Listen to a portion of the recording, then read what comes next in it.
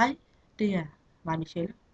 Der er mange af jer modeller, der skriver mail til mig hele tiden om, at jeg ikke er 17 år. Du kan ikke stave. Nej, det ved jeg godt, jeg ikke lige er den bedste staver. Men jeg er ordblind, og det kan jeg ikke være for. Og jeg har også lavet en indslag om det, dengang vi havde antismobbing, hvis jeg ikke kan læse det. Kan I gå ind på mit Google og finde et link, hvor der står så øverste. En dag jeg aldrig vil klemme, så kan I læse alt om, hvordan det er at være ordblind. Det er faktisk ikke ret sjovt og blive mobbet med at sige, at man ikke er 17 år, og man ikke er, som man er. Det kan man ikke leve på. Alle er ikke lige super gode, perfekte stemmer, så hvordan vil I selv have at behandle andre, som vi gerne selv vil behandles?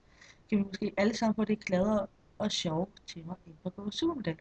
Så lad være med at kalde mig fake med, at jeg ikke er 17 år gammel, og jeg ikke staver perfekt. Nej, whatever, det ved jeg godt. Men jeg er ordblind, så lad være med at kalde mig fake.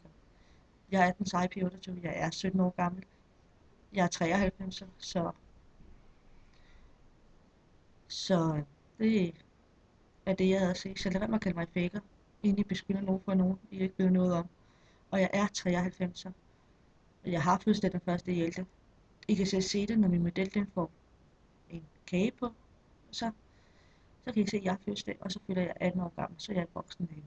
Så jeg vil gerne lade være med, at I kalder mig for faker. Tak. Det var alt fra mig. Hej.